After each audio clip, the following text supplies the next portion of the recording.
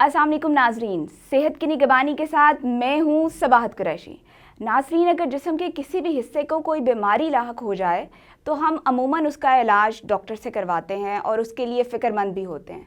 लेकिन अगर दिमाग को कोई बीमारी लाहक हो जाए तो हम नॉर्मली उस बंदे पे पागलपन का टैग लगा देते हैं और उसको दुनिया से अलग कर देते हैं या सिर्फ एक कमरे तक महदूद कर देते हैं, जो न सिर्फ उस शख्स के साथ बल्कि उसके घर वालों के साथ भी एक ज़्यादती है। आज दिमाग के ही इसी एक मर्ज़ के हवाले से गुफ्तगू करने के लिए स्टूडियो में हमारे साथ मौजूद हैं इस्लामाबाद के न्यूरोलॉजिस्ट डॉक्टर कमर जमान। आइए उनसे गुफ्तगू का आगाज़ करते हैं। अस्सलाम वालेकुम डॉक्टर साहब, thank you so much for coming. आगाज़ से करते हैं डॉक्टर साहब कि बेसिकली मिर्गी या एपिलेप्सी है क्या? बेसिकली मिर्गी में जो इम्पॉर्टेंट चीज़ है, एक ऐसा मर्ज़ है जिसमें मरीज़ को बार बार दौरे पड़ते हैं और दौरे की कैफियत मुख्तलिफ हो सकती है, लेकिन उनमें मरीज़ बेहोश हो जाता है। अब दौरे दो किस्म के हैं। कुछ दौरे ऐसे हैं कि जो इसको हम अल्टीमेटली आगे चल के मिर्गी में कन्वर्ट हो जाते हैं। कुछ दौरे ऐसे हैं जो आर्जी तौर पे होते हैं, जो मरीज़ को दोबारा या मिर्गी में कन्वर्ट नहीं होते। तो इनको डिफ्रेंशिएट करना बहुत ज़रूरी है।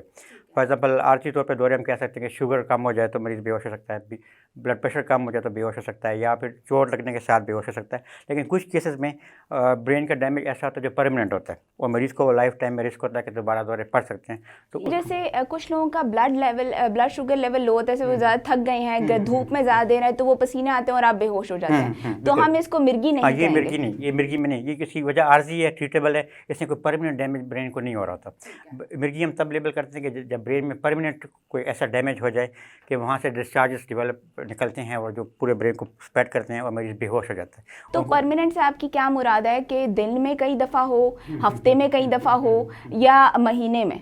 इसमें हम प्रेडिक्ट नहीं कर सकते। कुछ लोगों को एक ही दिन में मल्टीपल दौरे पड़ सकते हैं, कुछ को हो सकता है कि महीने के बाद हो, और कुछ को तो हो सकता है साल में 1 या 2 दफ़ा। लेकिन ओवरऑल उनका थ्रेशहोल्ड लो होता है दौरे पड़ने का। उनको दौरे किसे पड़ता है प्रेडिक्ट करना ज़रा मुश्किल है, लेकिन उसकी फ्रीक्वेंसी डिफरेंट हो सकती है डिफरेंट लोगों में। तो नॉर्मली जैसे आपने खुद ही कहा कि दौरे में और फिट्स में, मतलब किसी कंडीशन की वजह से दौरे पड़ने में फ़र्क है, तो क्या इनकी अलामात की बुनियाद पे हम इसमें फ़र्क किस तरह से कर सकते हैं? हाँ, नहीं, दौरे की अलामात तो एक जैसी होती हैं। मतलब उसमें जो दौरे आर्जी वजूहात से उनको कहते हैं उसको प्रोवोक से कहते हैं। प्रोवोक में किसी खास वजह, लाइक शुगर कम हो गई, बीपी ड्रॉप हो गया, उसमें कोई परमानेंट डैमेज नहीं। मिर्गी में वो वाले दौरे हम लेबल करते हैं जो अनप्रोवोक्ड हो, जिसकी ऑब्वियस वजह शुगर कम होना ये ना हो, जिनका ब्रेन में कोई ऐसा डैमेज हुआ है जिससे परमानेंट वो उनका रिस्क होता है कि उनको दौरे पड़ सकते हैं। तो वो वाली कैफियत मिर्गी कहलाती हैं। और इसमें इसके लिए कोई स्पेसिफिक उम्र है या ज़िंदगी के किसी भी हिस्से में आपको मिर्गी हो सकता है? अच्छा, मिर्गी की 2 मेजर वजह, सबसे मेजर वजह है मौरूसी जेनेटिक। वो तो आपकी किसी एज पे भी हो सकती है। मोस्ट मतलब कि आपके ख़ानदान में ये बीमारी हो, ठीक है। ख़ानदान में भी और ज़रूरी नहीं, बाकी एक तो ख़ानदान में जेनेटिक, दूसरी है कि आप हमारा जो डीएनए अल्लाह ने बनाया मैप, उसमें बात कुछ तब्दीलियाँ आ जाती हैं, बेसिस वो चेंज हो जाती हैं, तो उसमें भी आपका रिस्क बढ़ सकता है। ज़रूरी नहीं कि आपके मदर या फादर को एपिलेप्सी हो। ठीक है, और बाय बर्थ भी हो सकता है? बाय बर्थ वो जेनेटिक ही होगी मोस्ट कॉमनली। अच्छा, दूसरी वजूहत है एक्वायर्ड से मुराद ये कि ब्रेन का इन्फेक्शन हो जाए तो डैमेज हो गया, स्ट्रोक हो गया, या फिर रोड ट्रैफिक एक्सीडेंट हो गए इनके साथ, या कोई ट्यूमर है ब्रेन में, तो ये भी इनको हम कहते हैं एक्वायर्ड वजूहत। इनके साथ भी दौरे पड़ सकते हैं पेशेंट को। ठीक है, एक्वायर्ड तो आपके किसी एज पे भी हो सकते हैं, जो जेनेटिक है मोस्ट कॉमनली वो बच्चों में ज़्यादा कॉमन है। ठीक है, और क्या बच्चा जब पैदा होता है तो हम पैदाइश के टाइम ही उसका पता लगा लेते हैं कि आया इसको मिर्गी का प्रॉब्लम है या नहीं? हाँ, नहीं, जब तक दौरे होते नहीं मरीज़ को, अलामात उसकी वाज़ेह नहीं होती, तो तब तक लेबल करना कि किसको मिर्गी होगी या मिर्गी नहीं होगी, ये हमें आइडिया नहीं होता उस वक्त। जब दौरे पड़ते हैं तो फिर हमें वर्कअप करना होता है कि जी रीज़न क्या है, इसके क्यों हो रहे हैं। मतलब अगर हम ये कहें कि अगर किसी बच्चे को घर में कोई दौरा पड़ा है और वो कंटिन्यूटी के साथ है, मतलब कि उसको दिन में या हफ्ते में 2-3 दफ़ा हुआ है, तो हमें उसको फ़ौरन डॉक्टर के पास लेके आना चाहिए? बिल्कुल, दौरा कोई भी हो, मतलब भले मिर्गी का ना हो, सिंपल, लेकिन डॉक्टर को दिखाना इसलिए ज़रूरी है कि एक तो रीज़न पता चले कि क्यों हो रहा है। बाकी अगर मिर्गी नहीं है तो और क्या वजूहात हैं, और ही वो ख़तरनाक चीज़ें हो सकती हैं। तो दौरा तो कोई भी पड़े, तो फर्स्ट टाइम पड़े तो डॉक्टर को दिखाना ज़रूरी है। ठीक है, क्योंकि वो किसी और अंडरलाइन प्रॉब्लम की तरफ भी इशारा कर सकता है। ट्यूमर ना हो या आगे मुस्तकबिल में बढ़ने वाली कोई चीज़ ना हो तो। और दूसरा ये कि जब बच्चा बड़ा होगा तो उसको लर्निंग का कोई प्रॉब्लम साथ में ना चल रहा हो, या फिर बहुत सारे ऐसे मौरूसी अमराज हैं जिनमें ये हो सकती है दौरे वाली। तो दौरा जब पहला भी पड़े तो अपने डॉक्टर को ज़रूर दिखाना ताकि वर्कअप उसका किया जाए। और इसका अमूमन दौरानिया कितना होता है?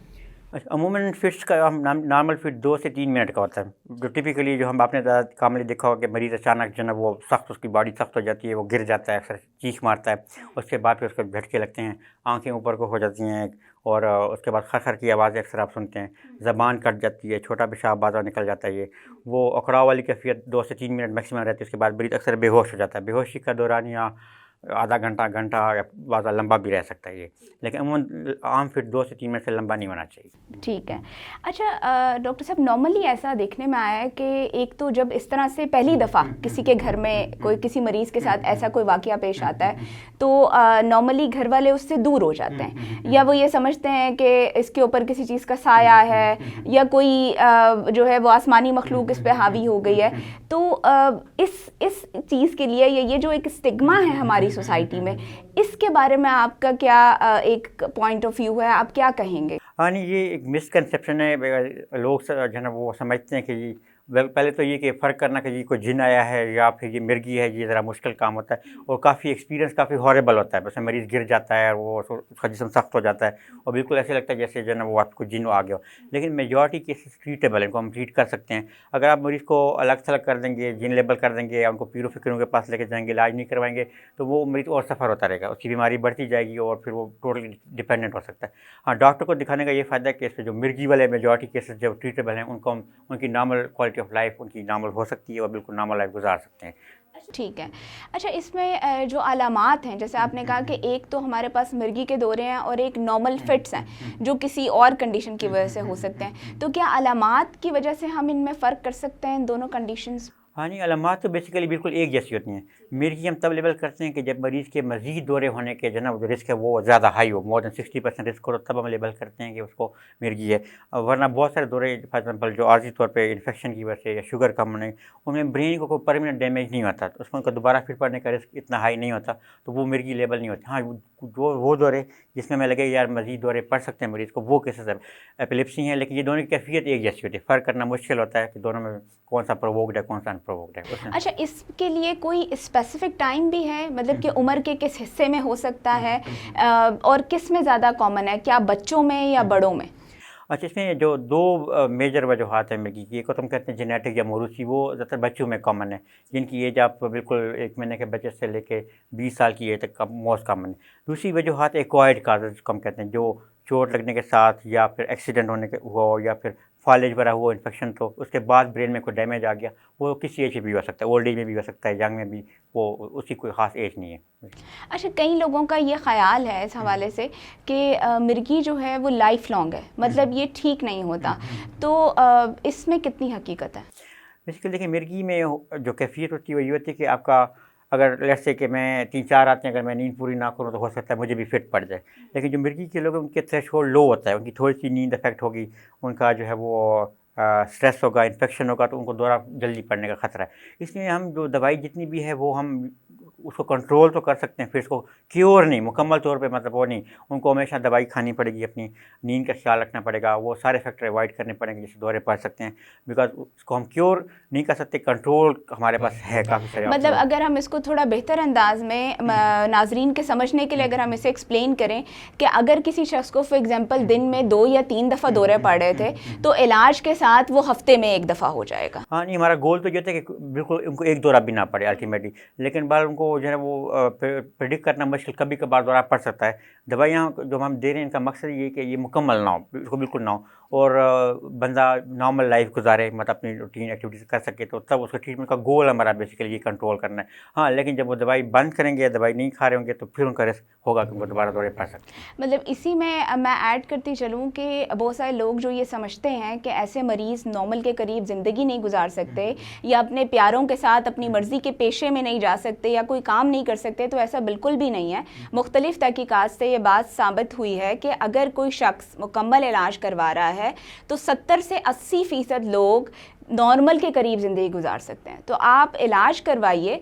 और सिर्फ जो है वो कुछ लोग हमारे माशरे में डॉक्टर साहब इस तरह से हैं कि वो ये समझते हैं कि इनके ऊपर कोई साया है या कोई गैबी कोई ताकत है जो इन्हें कंट्रोल कर रही है, तो इसमें कितनी हकीकत है और वो इलाज नहीं करवाते। बिल्कुल। हाँ नहीं, ये एक मिसकंसेप्शन है। लोग जो है ना वो समझते हैं कि पहले तो ये कि फ़र्क करना कि ये कोई जिन आया है या फिर ये मिर्गी है, ये ज़रा मुश्किल काम होता है और काफ़ी एक्सपीरियंस काफ़ी हॉरेबल होता है। उसमें मरीज़ गिर जाता है और वो उसका जिस्म सख्त हो जाता है और बिल्कुल ऐसे लगता है जैसे जो है ना वो आपको जिन आ गया हो। लेकिन मेजॉरिटी केसेस ट्रीटेबल है, इनको हम ट्रीट कर सकते हैं। अगर आप मरीज़ को अलग थलग कर देंगे, जिन लेबल कर देंगे या उनको पीरो फिक्रों के पास लेके जाएंगे, इलाज नहीं करवाएंगे, तो वो मरीज़ और सफ़र होता रहेगा, उसकी बीमारी बढ़ती जाएगी और फिर वो टोटली डिपेंडेंट हो सकता है। हाँ, डॉक्टर को दिखाने का ये फ़ायदा है कि इसमें जो मिर्गी वाले मेजॉरिटी केसेस जो ट्रीटेबल हैं उनको हम उनकी नॉर्मल क्वालिटी ऑफ लाइफ उनकी नॉर्मल हो सकती है और बिल्कुल नॉर्मल लाइफ गुजार सकते हैं। अच्छा, कोई ऐसे शोबे भी हैं जिसमें ये लोग नहीं जा सकते या वो काम नहीं कर सकते अपने इस प्रॉब्लम की वजह से? बेसिकली जिनको फिट पड़ते हैं उनको हम एडवाइस करते हैं कि वो ऐसा काम जैसे आग के करीब काम ना करते हों, पानी के करीब जहाँ पे गिरने का ख़तरा हो ये, या जैसे कोई ड्राइविंग है उसमें ज़रा रिस्ट्रिक्शन है।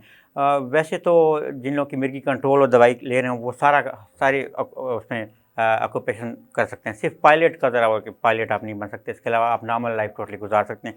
कोई डिसेबिलिटी भी नहीं होती कि ये इशू, अगर आप दवाई ले रहे हैं, अपनी नींद पूरी रखते हैं तो आप नॉर्मल लाइफ गुजार सकते हैं। ठीक है। और इसमें कुछ लोगों का ये ख्याल होता है, आपके पास भी ऐसे पेशेंट्स आए होंगे कि वो कहते हैं कि हमारे सारे टेस्ट नॉर्मल हैं, सिटी स्कैन नॉर्मल है, बाकी चीज़ें लाइफ बिल्कुल नॉर्मल है और स्टिल आप हमें लेबल कर रहे हैं कि हमें मिर्गी है या एपिलेप्सी है। तो इधर क्या इसकी टेस्ट से तशखीस होती है या सिर्फ ज़ाहिरी अलामात पर इसकी तशखीस की जाती है? लेकिन दुनिया में कोई भी ऐसा टेस्ट नहीं कि टेस्ट की बेस पे आप एपिलेप्सी को डायग्नोस करें।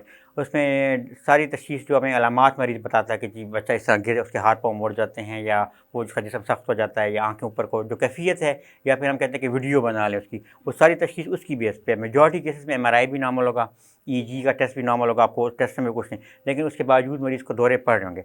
तो टेस्टों के नॉर्मल होने का मतलब ये नहीं कि मरीज़ को मिर्गी नहीं है। बहुत सारे मरीज़ों में टेस्ट नॉर्मल टेस्ट हमें हेल्प करते हैं कि हम रूल आउट कर लें कोई और वजूहात, ट्यूमर ना हो, इन्फेक्शन ना हो, या फिर किस किस्म के दौरे हैं वो इसमें हेल्प कर सकते हैं। तशख़ीस सिर्फ क्लिनिकल है, जो अलामात आप हमें बता रहे हैं उसकी बेस पे लेबल किया जाता है। मतलब तो जो ज़ाहिरी अलामात हैं और जो कंडीशन पेशेंट डॉक्टर को कम्युनिकेट कर रहा है उसकी बुनियाद पर हम मिर्गी के जो स्पेशली जो विटनेस जैसे पेरेंट्स हैं या फिर घर में कोई बंदा है जिसने दौरा देखा होते हुए जो कैफियत वो बताएगा, उसकी बेस पे तशख़ीस होगी कि ये दौरा है या नहीं। अच्छा, ये भी बताइए कि जब आप इसका इलाज नहीं करवाते या मरीज़ को एक कमरे तक महदूद कर देते हैं, उसको उसकी सोशल लाइफ बिल्कुल ख़त्म कर देते हैं, तो फिर कौन सी कॉम्प्लिकेशंस है? इधर ये बीमारी और एग्रेसिव हो जाती है या वहीं पे रुक जाती है? क्या इसमें प्रॉब्लम्स हो सकते हैं? इसमें बहुत इंपॉर्टेंट चीज़ है कि ये यकीन करना कि जी आप इसको कंट्रोल कर सकते हैं, इसको ये ट्रीटेबल कंडीशन है। अगर आप उसको लेबल कर देंगे जी कोई इलाज नहीं है, बहुत सारे मरीज़ ऐसे होते हैं कि जो किसी डॉक्टर को दिखाते हैं, उन्हें 1-2 दवाइयाँ इस्तेमाल करते हैं, उनको कोई फ़ायदा नहीं होता तो वो दवाई छोड़ देते हैं कि ये उसमें एक तो ये कि जितने दौरे ज़्यादा पड़ेंगे क्वालिटी ऑफ लाइफ अफेक्ट होती रहेगी। मरीज़ की जो है ना वो एक तो डिप्रेशन में चला जाएगा, आइसोलेट हो जाएगा, उसके अलावा वो गिरने से फ्रैक्चर वगैरह जो आपके होते हैं वो हो सकते हैं, उनका ब्रेन मज़ीद फर्दर उनका वो क्वालिटी ऑफ लाइफ अफेक्ट होती है। और दौरे जब इतने बढ़ जाते हैं कि उसके बाद वो उसका आप कोई ट्रीटमेंट पॉसिबल ही नहीं होता, तो आपने लाजमी मरीज़ को डॉक्टर को दिखाना है, क्योंकि वो कंडीशन आप उसको बेहतर कर सकता है। अगर होप आप छोड़ देंगे तो फिर आप बिल्कुल आपने बंदा ज़ाया कर दें। तो मतलब ये बात हमने याद रखनी है कि आपने नाउम्मीदी नहीं लेनी, आपने उम्मीद से चलना है।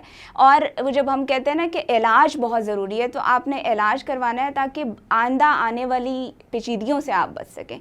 इसी में जब जैसे आपने ख़ुद कहा कि ये एक बहुत हॉरिबल एक्सपीरियंस होता है घर वालों के लिए भी, ऑब्वियसली उस पेशेंट के लिए भी। तो नॉर्मली ये देखा गया है, कई पेशेंट्स आपके पास भी ये शिकायत के साथ आते होंगे कि जब हम पे ऐसी कोई कैफियत तारी होती है तो हमारे घर वाले हमें छोड़ के चले जाते हैं। तो दौरे से पहले या दौरे के दौरान घर वालों का क्या किरदार होना चाहिए मरीज़ के साथ? कौन सी चीज़ों का ख्याल रखना है? इसमें घर में तो चलो पेरेंट्स देखते रहते हैं। इंपॉर्टेंट सिनेरियो कि स्कूल में जब किसी बच्चे को अगर दौरा पड़ जाए और बाकी बच्चे जो है ना वो उनके लिए बहुत डरावना एक्सपीरियंस होता है स्पेशली, तो वो फिर उस बच्चे को अवॉइड करना स्टार्ट करते हैं स्पेशली ये। तो इसमें जो है वो इम्पॉर्टेंट चीज़ ये कि सबको बताना चाहिए कि यार ये कोई ऐसी बीमारी नहीं है कि कोई जिन वाला या ख़तरनाक, और इसमें मरीज़ को आइसोलेट आपने नहीं करना, उसको सपोर्ट आपकी चाहिए होती है। इसमें बहुत सारे केसेस में मरीज़ को ना कोई आइडिया नहीं होता कि उसको दौरा पड़ने वाला है या पड़ेगा। कुछ केसेस में ना मरीज़ आपको पहले कुछ अलामात बता सकता है कि इसको चक्कर आ रहे हैं या गैस ऊपर को आ रही है या ये भारीपन, या लेकिन वो बहुत सारे केसेस में कोई अलामत नहीं होती, अचानक ही दौरा पड़ता है, मरीज़ गिर जाता है। हाँ, दौरे के दौरान आप जो कर सकते हैं वो ये कर सकते हैं कि एक तो पेशेंट को आपने एक साइड पे सेफ़ साइड पे लेटा देना है, उसको या तो दाईं करवट या बाईं करवट लेटाना, सीधा नहीं, और आपने पकड़ना नहीं है उसको। जब पकड़ेंगे तो फ्रैक्चर होने का खतरा होता है। मुंह में आपने कुछ नहीं डालना, बार बार चम्मच या पानी या कुछ देने की कोशिश कर रहे होते हैं, उससे दांत ही टूट जाएंगे। तो आपने उसको एक साइड पे लेटाना है, दौरा खुद ब खुद 2-3 मिनट में ख़त्म हो जाएगा। फिर आपने उसके माउथ को साफ क्लीन कर लेना है सलाइवा वगैरह से ये, और वो नाम और खुद होश में आ जाएगा। उसके लिए कुछ करने की ज़रूरत नहीं है बहुत ज़्यादा। हाँ, अगर दौरे बहुत ज़्यादा पड़ रहे हैं, बार बार हो रहे हैं, मरीज़ होश में नहीं आ रहा, या फिर एक ही दौरा इतना लंबा हो गया कि 10 मिनट से ऊपर गुजर चुका है, तो फिर उसको हॉस्पिटल लेके जाना लाजमी है, वरना अमूमन आम दौरा 2 से 3 मिनट से लंबा नहीं होता। ठीक है। अच्छा, बहुत सारे मिर्गी के मरीज़ इस वजह से नफसियाती किसी बीमारी का भी शिकार हो जाते हैं, या इनसिक्योर हो जाते हैं, या उनको एक वो बेइज्जती सी, इंसल्ट सी महसूस होती है कि हमारे साथ ऐसा क्यों हो रहा है। ऐसे मरीज़ों के लिए आपका क्या पैगाम है, या हम उन मरीज़ों को किस तरह से सपोर्ट दे सकते हैं? मिर्गी बेसिकली बहुत बड़ा स्टिग्मा है हमारी सोसाइटी में।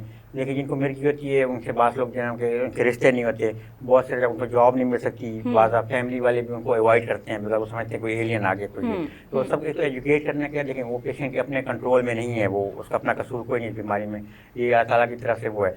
और दूसरा ये कि कोई ऐसा फर्ज नहीं होता ना से कोई मरीज़ बिल्कुल माजूर हो गया है, वो नॉर्मल लाइफ गुजार सकते हैं। उनको जितना आप आइसोलेट करेंगे तो वो मज़ीद डिप्रेशन में जाएंगे, उनकी हालत ख़राब होगी।